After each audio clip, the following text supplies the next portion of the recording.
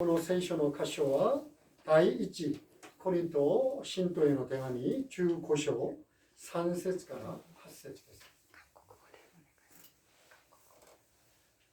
第一コリント人への手紙。네. 그렇군요. 이제부터 한국어로. すいません. 한국어 온리 시마스. 성경 고린도전서 15장 3절로 8절입니다. 제가 한 절 읽고 여러분들 한 절 읽고 교독하겠습니다. 내가 받은 것을 먼저 너희에게 전하였노니 이는 성경대로 그리스도께서 우리 죄를 위하여 죽으시고 장사 지낸 바 되셨다가 성경대로 사흘 만에 다시 살아나사 게바에게 보이시고 후에 12 제자에게와 그 후에 500의 형제에게 일시에 보이셨나니 그 중에 지금까지 대다수는 살아있고 어떤 사람은 잠들었으며 그 후에 야고보에게 보이셨으며 그 후에 모든 사도에게와 맨 나중에 만삭되지 못하여 난 자 같은 내게도 보이셨느니라. 아멘. 오늘 설교 제목은 이 맨 끝에 있는 내게도 보이셨느니라 라고 하는 본문을 가지고 설교의 제목을 삼았습니다. 오늘은 부활주일로 교회에서 섬기고 있는 주일이에요. 그죠? 사실 부활주일을 기념한다 이거보다는 기독교라고 하는 이 종교라고 해야 되나 우리들의 믿음의 고백은 예수님의 이 부활의 기초에 있습니다. 사실 예수님의 부활이 없었다면 이 기독교라고 하는 우리들의 믿음도 존재하지 않습니다. 그런데 여기에는 아마 이제 부활에 대해서 이렇게馴染미가 없는 부활이 이렇게 자주 듣지 않은 말일 수도 있을 것 같아요. 그죠? 우리 민주 씨는 부활에 대해서 들어본 적 있으세요? 네. 아멘. 사실 저는 설교 준비하면서 좀 고민을 했어요. 부활에 대해서 잘 알고 있는 분들도 있지만 부활에 대해서 전혀 들어보지 못한 생소한 분들도 있을 텐데 그분들이 초청돼서 오면 어떻게 부활을 증거해야 될까 고민을 했습니다. 근데 참 쓸데없는 고민이라는 것을 설교를 쓰면서 알았어요. 일단 제가 모든 사람을 다 이해시킬 수 있는 설교를 그런 쓸만한 능력이 전혀 없습니다. 설교를 할 수 있는 재주가 없어요. 그리고 이 부활이라고 하는 영적인 깨달음, 이 부활이라고 하는 영적인 문제는 제가 아무리 설교를 잘한다 해도 그것을 듣게 하시는 분, 그리고 깨닫게 하시는 분이 따로 있다는 그런 자각을 했습니다. 이거를 교회 용어로는 은혜라고 그래요. 그죠? 은혜를 받으면 깨닫는 것이고 은혜가 없으면 깨달을 수 없다. 그래 내 문제가 아니구나. 그래서 마음을 편하게 하고 지금부터 설교를 계속하겠습니다. 지난주에 저희들 살펴봤던 대로 십자가의 고난을 받으셨던 예수 그리스도에 대해서 살펴보았습니다. 근데 오늘은 이 십자가와 사실 뗄래야 뗄 수 없는 그 부활이라고 하는 것을 함께 나누고자 하는데 우리가 보통 십자가 그리고 부활 이것을 이렇게 별개의 것으로 생각하기 쉬운데 사실은 둘은 하나예요. 하나라고 보는 것이 옳습니다. 여러분 예수님이 십자가에 달리셨다는 것은 다 웬만큼은 다 아세요. 교회를 안 다니시던 분들도 다 아십니다. 영화 같은 데서 보기도 하고 또 대부분 한국 분들이나 이런 분들은 주일학교를 다니잖아요. 그죠? 그래서 한 번씩은 다 들어봤어요. 십자가에 예수님이 달리셨다. 그리고 십자가에 달리신 이유가 우리들의 죄를 용서하기 위함이다. 까지 알고 있으면 정말 명문 주일학교를 나온 거예요. 잘 좋은 데를 나오신 겁니다. 그런데 이 부활이 우리들의 죄를 용서하는 것의 완성이다. 라는 것은 교회 밖에 있는 분들도 잘 모르시고 교회 안에 있는 분들도 잘 몰라요. 부활 그러면 예수님이 하나님의 아들이니까 부활하셔서 우리도 나중에 죽으면 천국 갈 때 부활해서 천국 가겠구나 이 정도로만 알고 있습니다. 그런데 이 부활이 없으면 우리들의 죄의 용서도 없습니다. 우리 로마서 4장 25절 많지 않으니까 한 목소리로 읽겠습니다. 시작. 예수는 우리가 범죄한 것 때문에 내줌이 되고 또한 우리를 의롭다 하시기 위하여 살아나셨느니라. 네, 이 말은요, 예수님은 우리들의 죄 때문에 내줌, 즉 십자가에 달려 죽으셨다. 그런데 십자가에 달려 죽으신 것으로 끝나는 것이 아니라 그분이 다시 살아나심으로 인해서 우리가 의롭게 되었다. 즉 십자가에 달리신 것만 가지고 우리의 죄가 용서되는 것이 아니라 그분이 부활하시는 것으로 인해서 죄의 용서가 완성되었다는 것이에요. 예수님께서 만약에 부활하지 않으셨다면 우리를 위해서, 우리를 불쌍히 여기셔서 십자가에 달리신 그분의 마음을 기억하는 데까지는 정말 좋은 재료로 쓰일 거예요. 아, 예수님 정말 감사하다. 우리를 위해서 십자가에 달려 죽기까지 하셨네. 그런데 그분이 그렇게 죽으신 것이 우리들의 죄를 용서했다는 것과 아무런 관계가 없습니다. 예수님의 부활이 없다면. 좀 복잡하다고 생각할 수 있는데 이렇게만 아시면 돼요. 아, 예수님이 부활하신 것. 왜냐하면 아까도 얘기했지만 성경의 예언대로 부활하셨다고 하는 것이 성경에 예언되어 있는 다른 것들, 즉 십자가에서 우리 죄를 위해서 죽으셨다는 것의 증거라는 거예요. 그러니까 부활이 없으면 성경의 말은 다 뭐예요? 거짓말이 되는 거예요. 오늘 본문에 이제 우리가 봤던 이 구절은 사도 바울이라고 하는 2000년 교회 역사에서 가장 위대한 설교자 사도 바울이라고 한 사람이 말한 내용입니다. 그런데 보세요. 이분이 이제 이 설교를 쓸 때가 언제였냐면 예수님이 돌아가신 다음에 한 15년 정도 됐을 때예요. 돌아가시고 난 뒤에 15년. 그러면서 이 설교를 쓰면서 이 내용들을 딱 보면 이게 예수님의 부활에 대한 선포일 뿐만 아니라 지난 2000년 동안 예수님의 부활을 지긋지긋하게 싫어하는 사람들이 있었어요. 그 사람들이 수많은 부활은 거짓말이라고 하는 반론을 제기했어요. 그런데 요 짧은 구절이 그들의 반론에 대한 또 다른 대답을 제공하고 있습니다. 아까도 말씀드렸지만 부활은 성경이 예언한 거예요. 그냥 순식간에 일어났다 이렇게 된 게 아니라 미리 800년 전, 1200년 전에 예언했고 예수님도 당신이 사역을 하시면서 내가 3일 만에 부활할 거라는 것을 예언하셨어요. 그렇게 성경의 말씀대로 예수님이 부활한 것이 사실이 되어버리면 성경에 기록되어 있는 이 세상을 하나님이 창조하셨다는 것. 또 우리들이 죄인이라는 것. 그런데 우리 죄를 사하시기 위하여 예수님, 하나님의 아들이 이 땅에 오셔서 십자가를 지셨다는 것. 그리고 부활하셔서 다시 오실 거라는 성경이 일관되게 예언하고 있는 것들이 다 사실이 되어버려요. 예수님의 부활이 사실이라. 그러니까 그때는 선택할 수밖에 없어요. 이 세상은. 두 가지를 선택해야 합니다.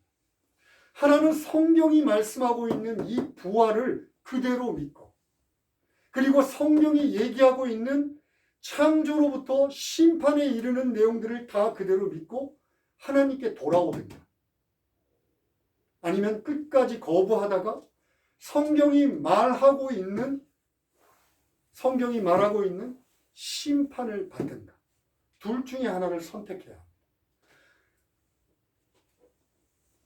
그런데 이것이 여기 앉아있는 분들도 거북하지만 이 세상의 사람들은 둘 다 싫어요. 하나님께 돌아오는 것도 싫고 또 더군다나 심판을 받는다고 하는 것은 듣기도 싫습니다. 그러니까 그들이 선택할 수 있는 제3의 방법이 뭘까요? 부활이 거짓말이기를 바라는 거예요. 부활이 거짓말이면 우리들이 믿고 있는 이 내용이 거짓말이 되잖아요. 그러면 안심하며 이 짧은 인생이지만 살아갈 수 있는 거예요.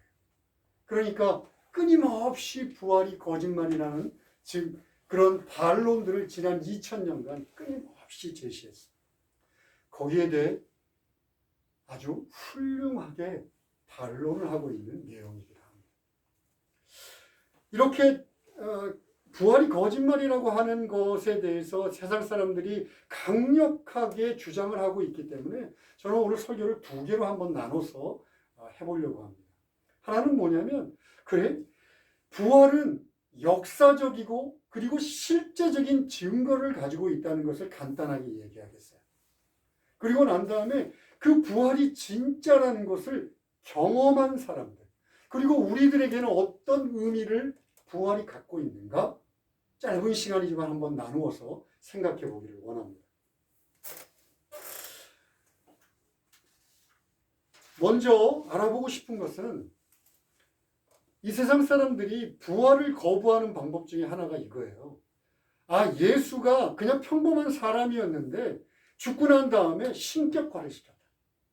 신을 만들었다.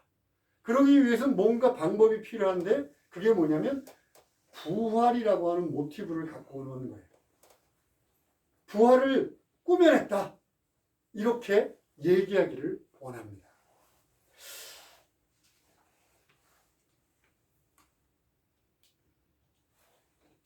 보세요.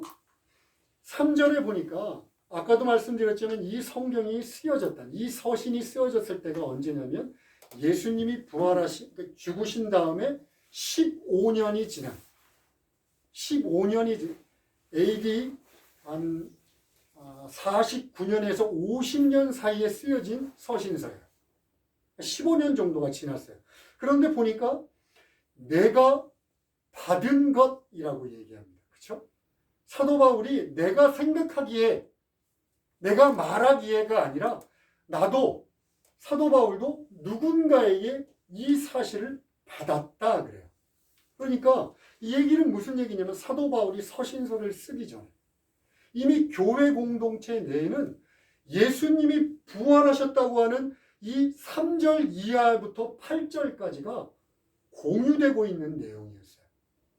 즉 12제자뿐만이 아니라 수천 명의 사람, 거의 1000여 명의 사람들, 1000명에 가까운 사람들이 예수님의 부활을 직접 목격했고 그리고 초대교회에 예수를 믿고 돌아왔던 수천 명의 사람들이 예수님의 부활을 그대로 믿고 있었다는 것을 증거합니다. 그 내용을 내가 받았어. 그래서 고린도인들에게 그 내용을 지금 적어주고 있는 거예요.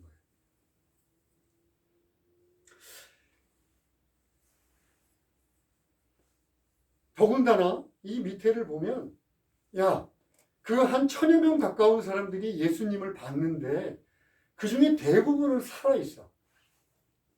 그 대부분 살아있으니까 너희들 만약에 좀 더 부활에 대해서 알고 싶다거나 아니면 내가 하는 말이 잘 믿겨지지 않으면 너희 주변에 있는 부활의 증인들한테 물어봐. 라고 얘기할 정도로 부활은 이미 이스라엘 전체에서 공공연한 소식이었어요. 나중에 사도 바울이 붙잡혀서 재판정에 섰는데 거기 왕들이 재판을 합니다. 그럴 때 이렇게 얘기합니다. 예수님의 부활은 한쪽 구석에서 일어난 조그만 일이 아니라 여러분이 다 알고 있는 왕도 알고 있는 일 아닙니까? 라고 반문해요. 그러니까 부활이라고 하는 것은 사도 바울이 예수 그리스도가 돌아가시고 나서 15년 때 처음으로 쓴 것이 아니라 초대교회 공동체는 예수님은 부활했어. 당연하게 알고 있었어요. 초대교회 공동체만이 아니라 아그리빠 왕도 예수가 부활했대 라는 것을 알고 있었어요.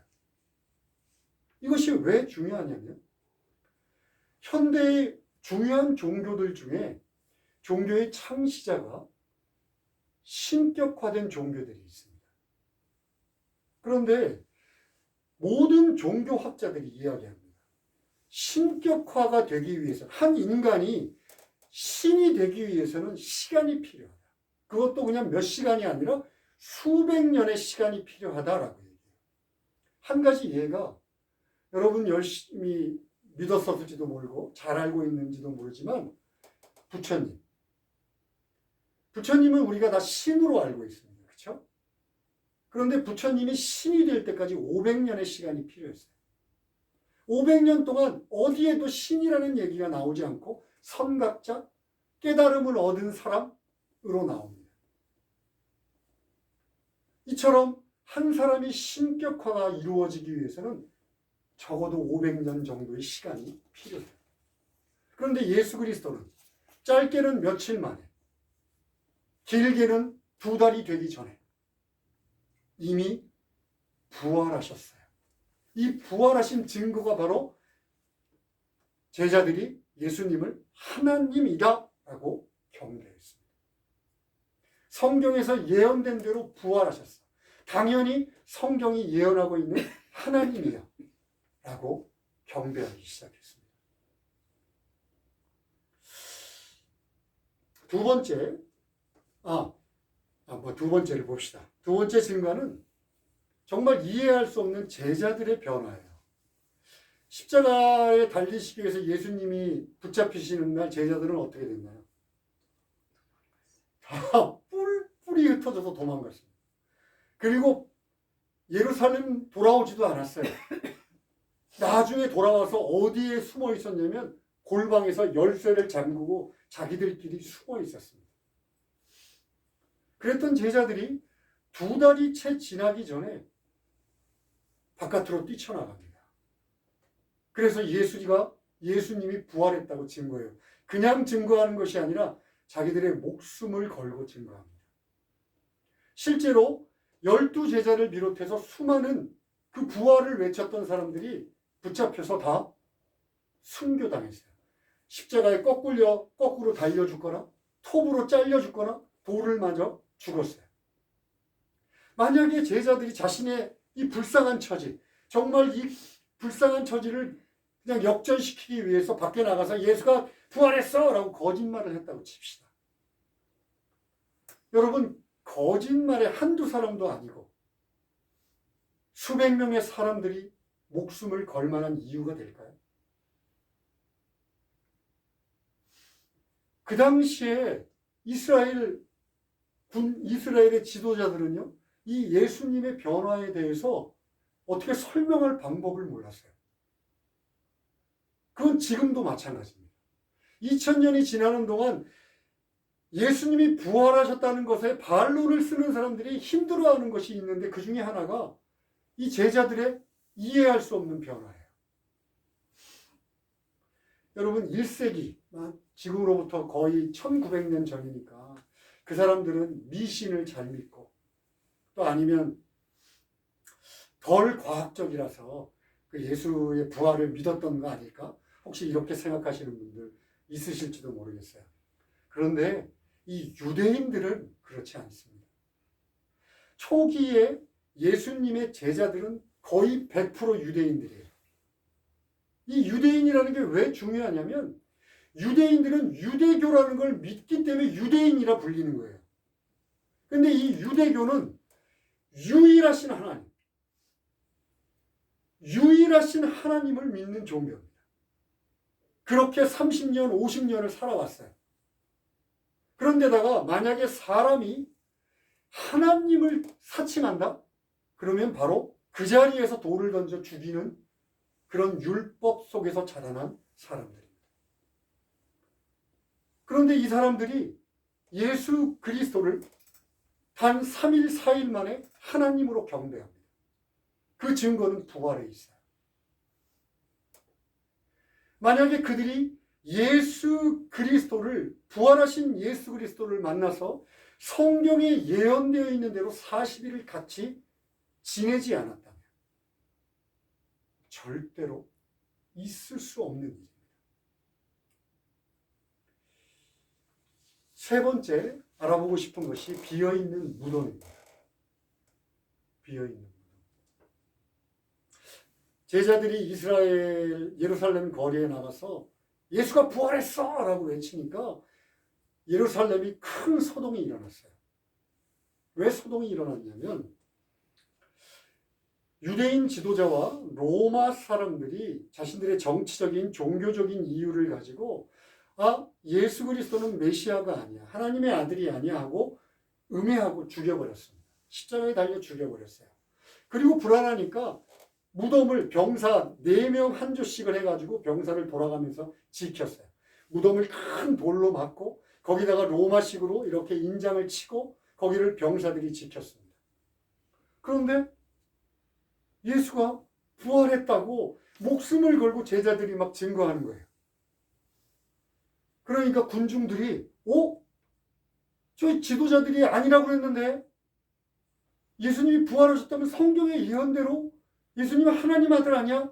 그리고 막 술렁술렁거리기 시작해요. 곧 밀란이 일어날 것 같습니다.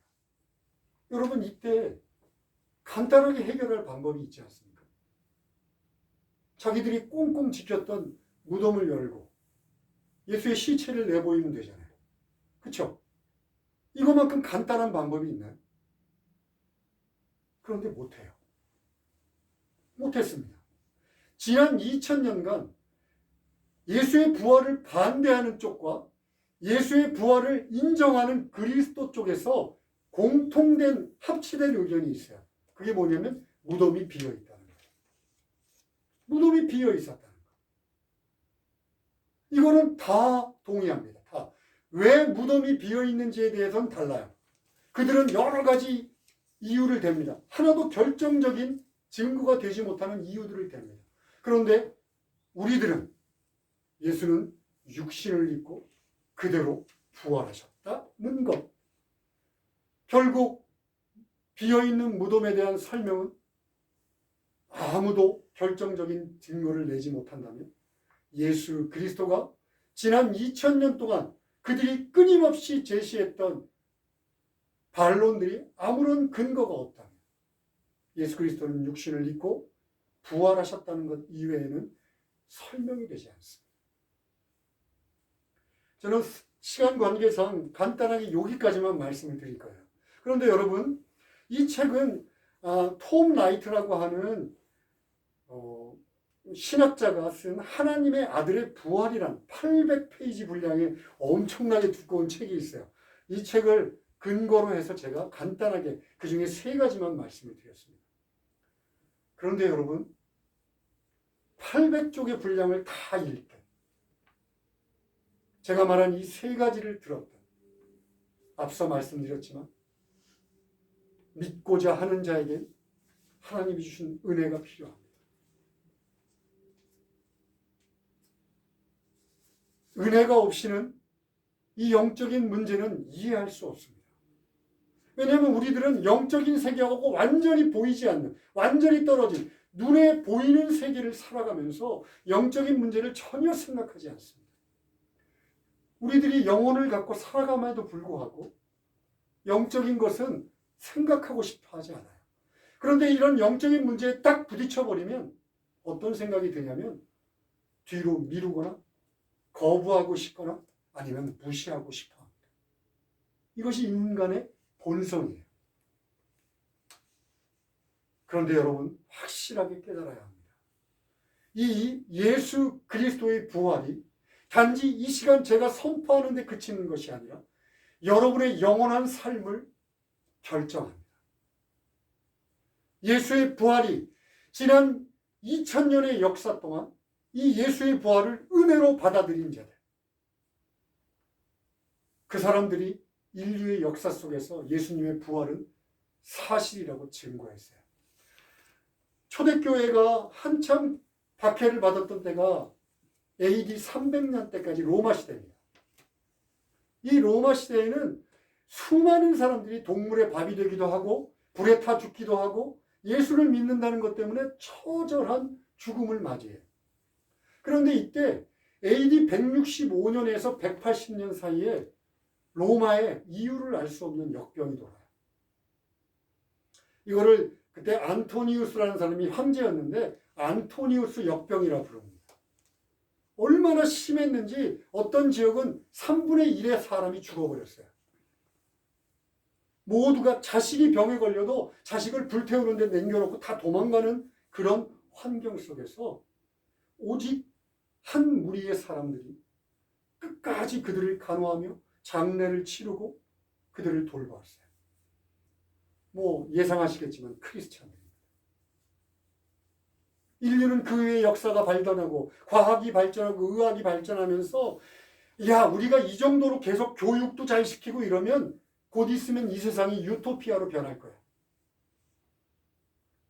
그런 생각을 가지고 정말 희망으로 부풀게 18세기와 19세기를 보냈습니다.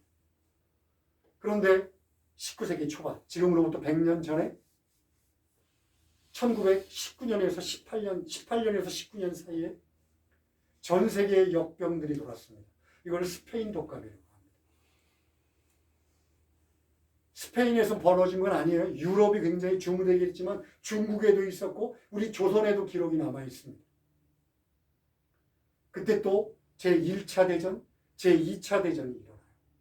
인간은 절대로 인간의 힘으로 유토피아를 만들 수 없다는 자신들의 꿈이 처절히 깨지는 걸 경험합니다.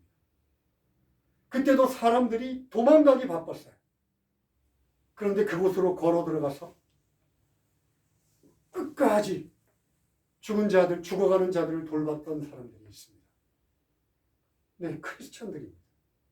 제가 이런 얘기를 하면 그래, 너희들 잘났다, 네 잘났다 이런 소리를 들을 거라는 걸 알아요. 그리고 또 크리스찬 말고 그곳에서 사랑을 가지고 섬긴 사람이 없느냐, 그것도 아닙니다. 그런데 제가 왜 이야기를 하냐면 그리스도인들이 섬겼던 것은요, 그분들과 다른 두 가지 이유를 갖고 있기 때문에 그래요. 그것이 아까 처음 서두에서 말씀드렸던 십자가와 부활입니다. 여러분, 십자가라고 하는 것은요, 다 동의하실 거예요. 이 세상이 얼마나 죄로 고통으로 얼룩져 있는지, 자연은 왜곡되고 힘들고 어려운 삶 속을 살고 있는지 누구나 아실 거예요. 누구나 질병으로 고통받고 이 죽음이라고 하는 마지막 넘지 못할 장벽 앞에서 얼마나 좌절하는지. 그런데 십자가라고 하는 것은 예수 그리스도가 하나님의 아들이신 분이 저 높은 곳에서 우리를 그냥 나가매로 하는 것이 아니라 그 고통 속으로 걸어 들어오신 것을 의미합니다.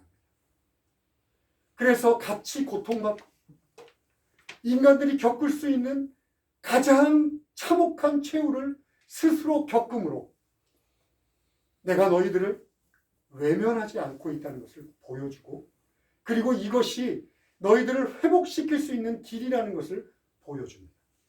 그래서 예수 믿는 자들도요, 고통받고 있는 이 세상을 향하여 걸어 들어갑니다. 그들의 고통을 같이 나누고요, 그들과 함께 머물기를 기뻐합니다. 여기까지 보면 박애주의자는 큰 차이 없어요. 그렇죠?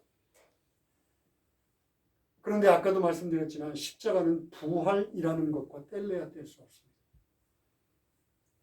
예수 믿는 자들이 그 고통의 현장에서 그렇게 자신의 삶을 드릴 수 있는 이유가 있어요. 우리는 이 세상이 전부가 아니라고 믿습니다. 우리도 예수 그리스도가 부활하신 것처럼 영원한 소망을 가지고 영원한 세계에서 살아갈 것을 믿습니다.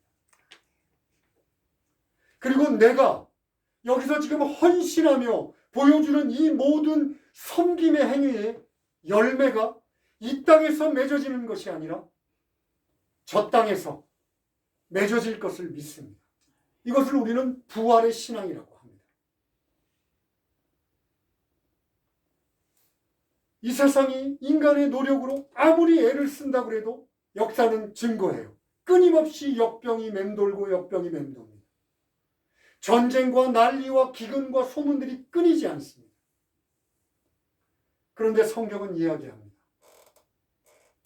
하루가 천년 같고 천년이 하루 같은 하나님께서 다시 이 땅에 오셔서 이 세상을 회복시킬 것이다. 여러분, 부활은 죄의 용서이며 동시에 하나님께서 원래 이 피조 세계를 당신이 창조하신 대로 회복시킬 거라는 증거이기도 합니다. 그래서 예수 믿는 사람들, 예수 그리스도의 부활을 인격적으로 만난 사람들은 이 땅을 살아가며 천국을 땡겨다가 살아갑니다. 내가 이 땅을 걸어가지만 나는 천국의 시민으로 걸어간다고 살아갑니다. 이것이 부활신앙이에요. 그런데 이 땅에 썩어 빠진 교회들, 이름 뿌린 신자들,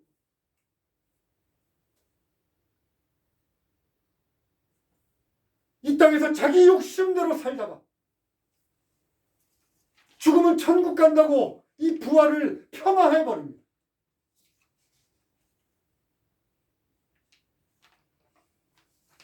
예수님의 부활은 십자가의 섬김 없이는 부활이 없습니다. 여러분의 삶 속에서 십자가의 섬김을 찾을 수 없는데 여러분의 부활을 어떻게 확신할 수 있습니까?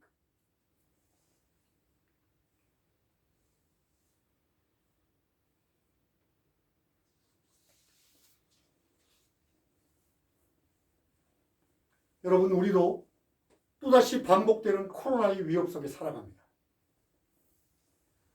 우크라이나 전쟁을 비롯해서 각 지역마다 난리의 소문들이 끝이지 않습니다.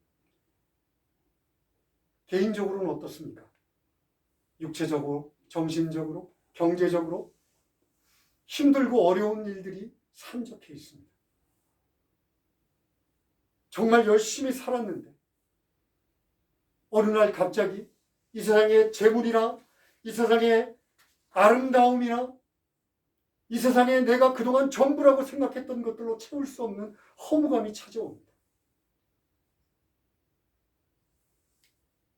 여러분, 이것들을 어떻게 이기고 어떻게 이것 안에서 여러분들이 이 삶이 희망이 있다는 것을 여러분들이 믿을 수 있습니까? 예수 그리스도의 십자가가 없으면 불가능합니다. 예수 그리스도의 부활이 없으면 이 세상은 공허하게 울리는 징소리에 지나지 않습니다. 하나님의 아들이 이 땅을 버리신 것이 아니라 스스로 오셔서 우리와 동일한 고난을 겪고 우리를 위로하시기를 원하고 우리에게 힘 주시기를 원하는 거야. 그리고 그분이 부활하심으로 인하여서 우리에게 소망이 이 땅에 있지 아니하고 그분의 부활의 육신 그대로 우리들이 부활하여서 내 열매가, 내 소망이 저 땅에서 맺혀지는 거야. 이 확신이 없다면 이 세상에 눈에 보이는 것들로 여러분들이 안심하고 살아갈 수 있습니까? 여러분들의 능력으로, 인간의 능력으로 과학이 발전하고 의학이 발전하면 이 모든 것들은 끝날 수 있습니까? 길어야 100년의 세상 동안 얼마나 만족하며 살 수 있습니까? 여러분, 우리가 아니라 내게 보여야 합니다. 내가 은혜로 만나야 합니다.